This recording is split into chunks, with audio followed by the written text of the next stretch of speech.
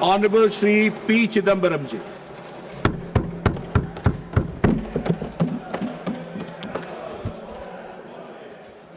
Thank you, Mr. Chairman. Please, no crosstalk, please. Please, no crosstalk. Thank you, Mr. Chairman. I realize that I am following the Leader of the Opposition, Shri Kharge ji, who in an elaborate speech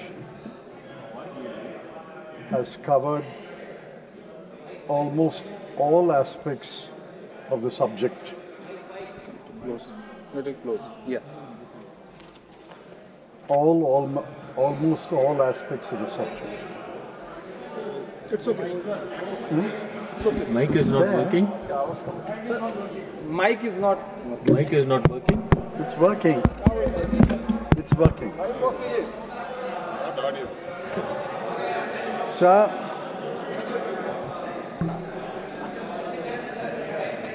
I'm No, glad mic is on. that we are eventually discussing Operation Sindoor. Ever since Operation Sindoor ended, we have been demanding that a special session of Parliament be called and to discuss Operation Sindoor. But the government, for reasons best known to it, refused to call a special session.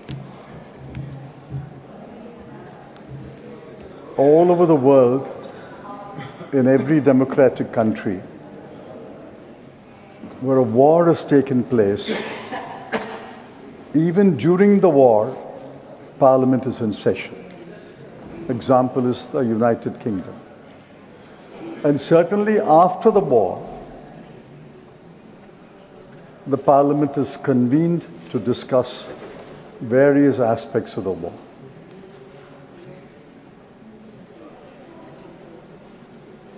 If the subject is India's strong, successful and decisive Operation Sindoor in response to a terrorist attack in Pahalgam, there can be no quarrel with that subject. The subject is really the aftermath of Operation Sindoor, the consequences of Operation Sindoor. On the subject itself, if you ask me, was Operation Sindoor strong? I would say yes. Was Operation Sindoor successful? I would say yes. If you ask me, was Operation Sindoor decisive? I can only say time will tell. Whether Operation Sindoor was decisive, only time will tell. I'm reminded of a decisive war. On December 16, 1971, there was a historic victory. General Niazi surrendered to General Jagjit Singh Arora along with 93,000 soldiers. It was the largest surrender of prisoners of war after World War II. That was a decisive victory. On the contrary, Operation Sindoor ended with a ceasefire. The India-Pakistan war over Bangladesh ended with a surrender of the Pakistani forces in favor of India. Operation Sindoor ended with a ceasefire. I think the people of India know the difference between surrender and a ceasefire. The government claimed, and we accepted, India has destroyed terrorist infrastructure in Pakistan in 9 places. We accept it. India had severely damaged 11 military air bases. We accept it. But why did India agree to a ceasefire? That is the question.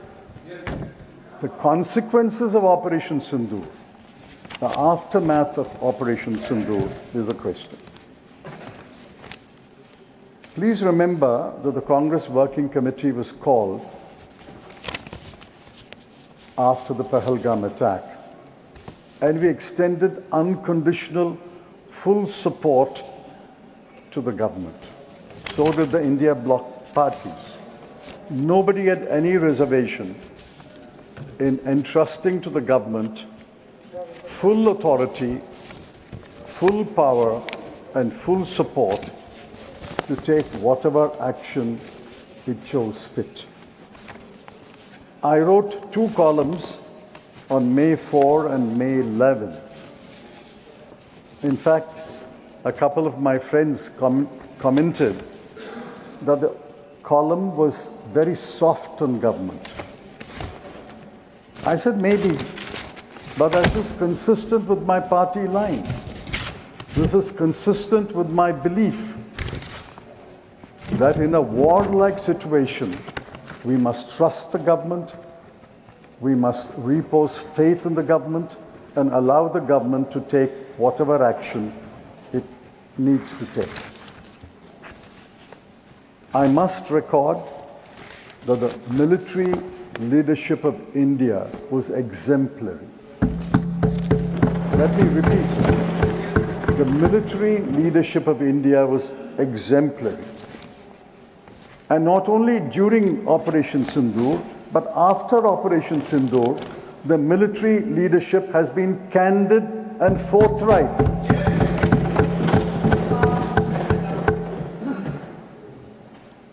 The Chief of Defence Staff admitted tactical mistakes. He also said, after the tactical mistakes, they paused and the military leaders got together and re-strategized. He admitted losses, which is why, while I call the CDS and the other military leaders, their leadership exemplary, I call them candid, forthright, and transparent, because he admitted tactical mistakes, re-strategizing, and admitted losses. The Deputy Chief of Army Staff admitted that Chinese aircraft had been deployed. He also admitted that Chinese missiles had been deployed. He also admitted that drones, and we gather it's from Turkey, were deployed. If true, and I see no reason to disbelieve the Chief of Defence Staff and the Deputy Chief of Army Staff, if true, if Chinese aircraft J-10 and Chinese missiles PL-15 were deployed by Pakistan, the only conclusion is China was testing its military hardware in the India-Pakistan conflict.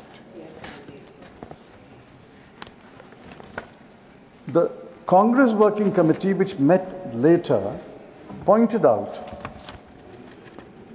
there was an intelligence and security failure. But government has so far not acknowledged the security failure and the intelligence failure. Please remember, I think Milind and Praful mentioned the Mumbai terror attack. I took over as Home Minister the day after the Mumbai terror attack was ended, on December 1. Within a few days, I flew to Bombay. I think Milind was with me. Flew to Bombay, and in the first press conference, I said, I admit security failure, intelligence failure, and I regret the failure. Why can't the government say that?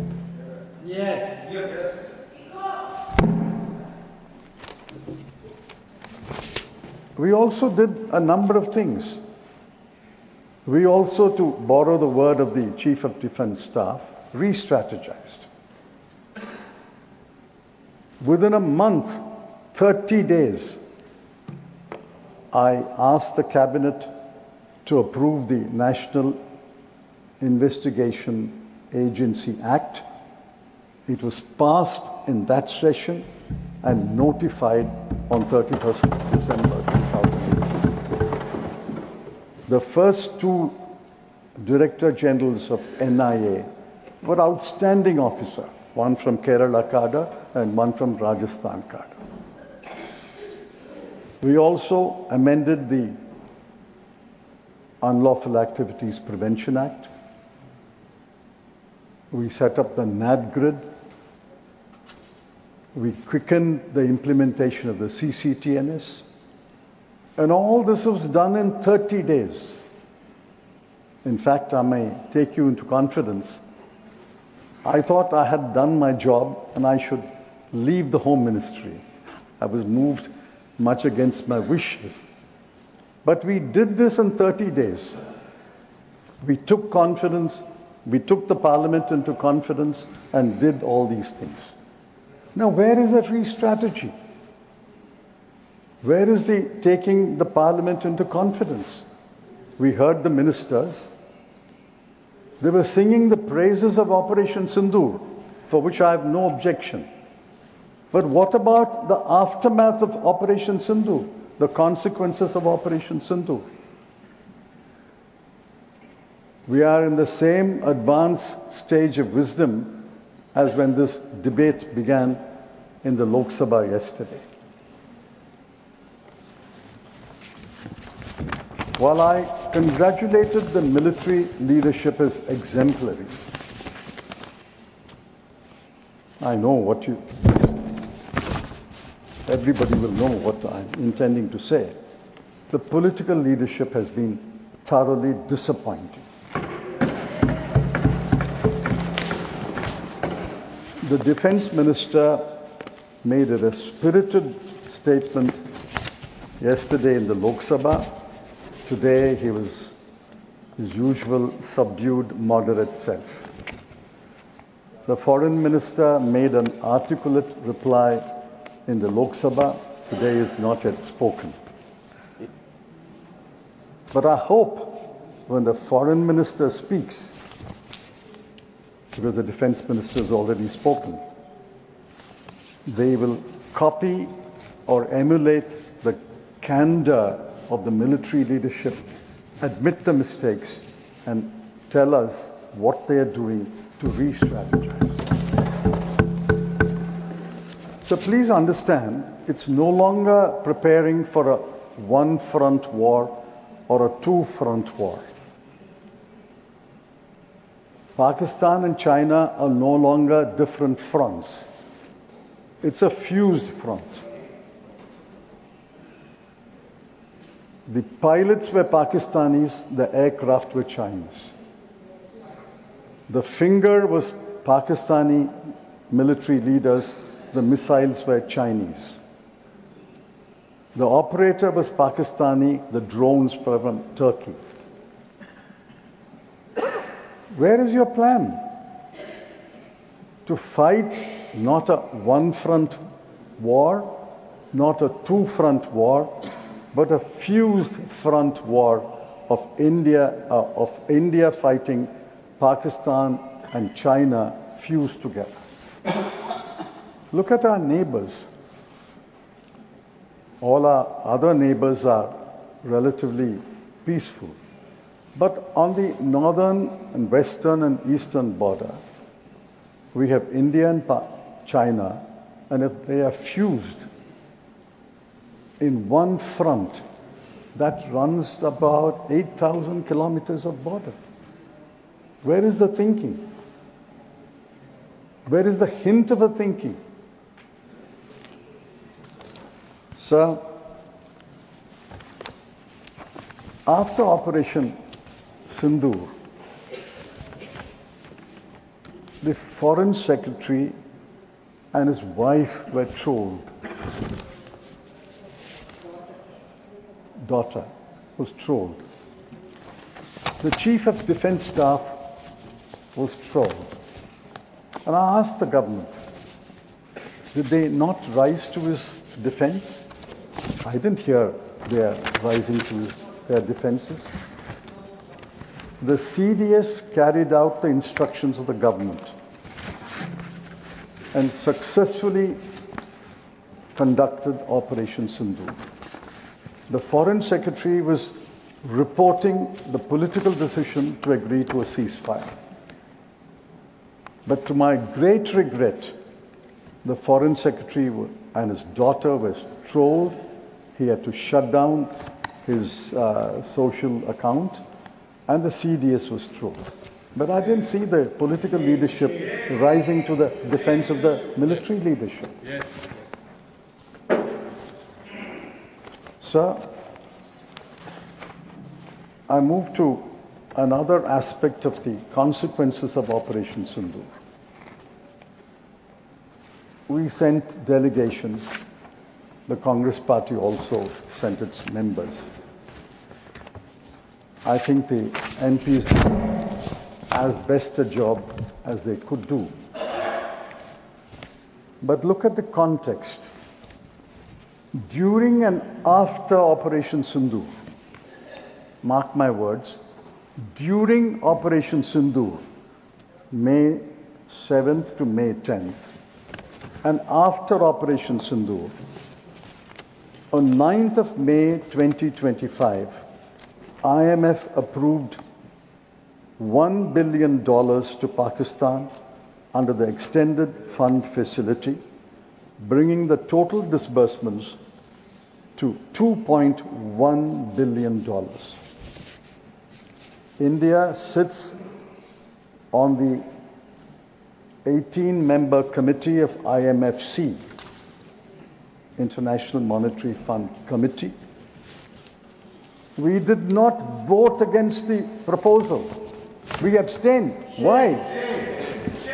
Why did we abstain? Should we not have voted against the proposal? Yes. By saying Operation Sindoor is going on and you are giving money for what? That money will fuel the war. On 3rd of June 2025, Asian Development Bank approved a loan of $800 million. Recently, the World Bank decided to lend $40 billion over a 10-year period. So who in the World Bank, who in the Asian Development Bank, who in the IMF is standing by us? US and China, otherwise rivals, voted in favor of all the proposals. They didn't abstain. They voted in favor of all the proposals. India did not vote against, but abstained. Is this the political leadership that the military leadership deserves? Is this the political leadership that India deserves? Is this the political leadership that pays tribute to the soldiers and the warriors who carried out Operation Sindoor? Worse, many members have mentioned, Pakistan has been elected as chairman of the UNSC Taliban Sanctions Committee. Pakistan has been elected as a vice chairman of the UNDC Counter-Terrorism Committee. This is the greatest irony. Pakistan is being elected vice chairman of the Counter-Terrorism Committee.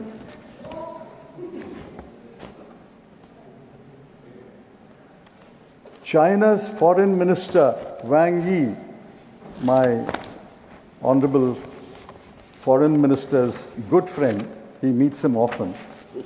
China's Foreign Minister Wang Yi praised Pakistan's resolute action on terrorism and supported Pakistan.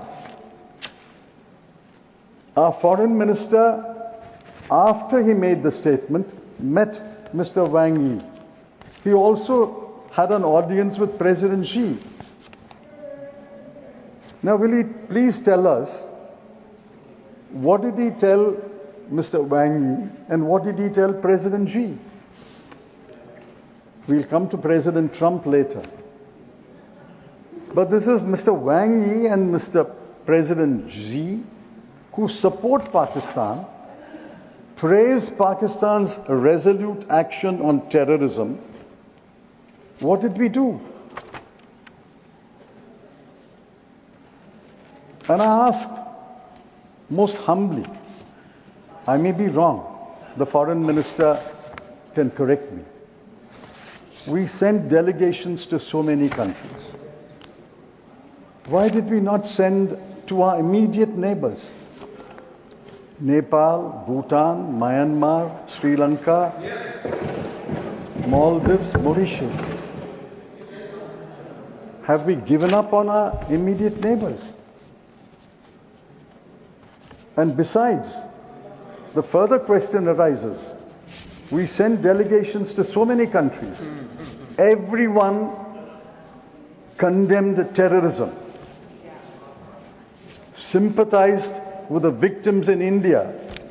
But which country condemned, named and shamed Pakistan? I have scoured through the newspapers to the best of my knowledge, and I'm willing to be corrected. Is there a single country which condemned Pakistan, named Pakistan as a terrorist country? No, none. Sir,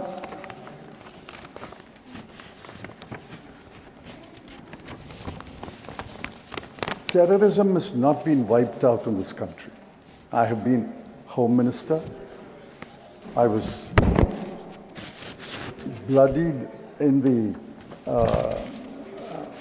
I had my baptism immediately after a terror attack. There are foreign terrorists infiltrated by Pakistan. There's no question about that. I accept it. I know it. I may not be as intelligent, but I'm not stupid. Pakistan infiltrates foreign terrorists. But please remember, there are also India-based terrorists, homegrown terrorists.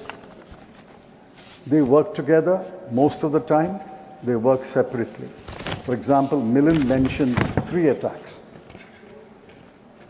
The 2006 Mumbai attack was by home-based terrorists. 2008 Mumbai attack was Pakistan infiltrated terrorists. 2011 terror attack was again home-based terrorists.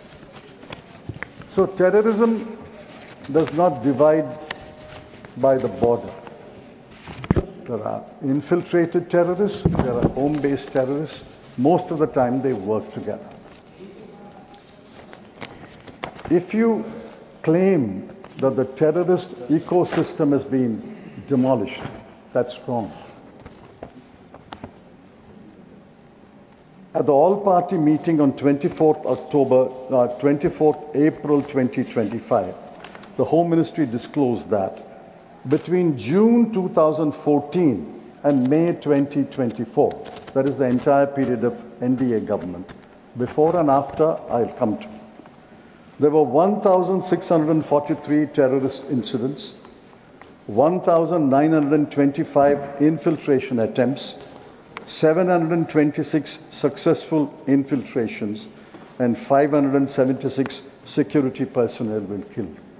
I can have the data for the previous government of UPA 1 and UPA 2, for the previous government of Shri Vajpayee ji, and the NDA government. So let's accept the fact that terror ecosystem has not been demolished. It will be difficult to demolish, but we can demolish. Now let me get back to the ceasefire and I'll conclude. kindly remember, President Donald Trump will not vanish until January 2029. That's our misfortune or fortune. Until January 2029, President Trump will be there. And he has only said it 29th time. And as the LOP said, before he finishes, when we read our newspapers tomorrow, he may have said it the 30th time. 1 minute. And he will say it several times. He is claiming to have stopped 6 wars. Cambodia, Thailand, Slovenia, Kosovo, Rwanda, Congo, and India and Pakistan. We are bristling now. But what did the Prime Minister say 5 years ago? Ab ki baar Trump sarkar. I'm sure the Prime Minister deeply regrets he ever said ab ki baar Trump sarkar. Now the sequence of events between May 7 and May 10 has been described. I want to ask one question. On May 10 at 3:30 p.m., the DGMOs of the 2 countries spoke on telephone. They could not have spoken without pre-instructions. There would be instructions from the government to the DGMO India. There would be instructions from government of Pakistan to DGMO Pakistan. They could not have spoken without instructions. They could not have agreed without instruction. And after agreement, they could not have not reported to their respective governments. Where is the record? The record will tell us. At 5:25 p.m., and I've asked this question several times, 3:35 the DGMO spoke. 5:25, before any Indian minister, before any Indian official announced the ceasefire, President Trump said, I am pleased to announce that India and Pakistan have agreed to a ceasefire. A few minutes later, Secretary Marco Rubio said, India and Pakistan have agreed to a ceasefire and will meet at a neutral site. At 6:05 p.m., Foreign Secretary announced the ceasefire and he was trolled for that. Why has the Prime Minister rebutted Mr. Trump? That's the question. He should have publicly rebutted Mr. Trump. There was not even a note of protest, a written note of protest. And this is part of the government's character in dealing with America. Illegal migrant Indians were deported in handcuffs and leg chains. Not a word of protest. Steep tariffs were imposed on Indian exports and deadlines have been set. Not a word of protest. US voted in favor of the IMF loan to Pakistan. Not a word of protest. Yes. Foreign students, including Indian students, barred from enrolling in Harvard. Not a word of protest. Student visa interviews were suspended. Not a word of protest. President Trump invites General Asim Munir to dinner and called him a phenomenal partner. Not a word of protest. That is how President Trump cannot be rebutted by this government. Because they don't protest against Mr. Trump. Maybe they hope there will be an ab ki baar, another Trump sarkar. Fortunately, the Constitution of the United States doesn't permit another Trump sarkar. So I finally appeal to the government, like the military leadership showed exemplary leadership and was candid and forthright. Please, from today onwards, show exemplary leadership, be candid and forthright, and take the country into The next speaker is Sri Chidambaram Banerjee. He will speak in Bengali. His time is 11 minutes.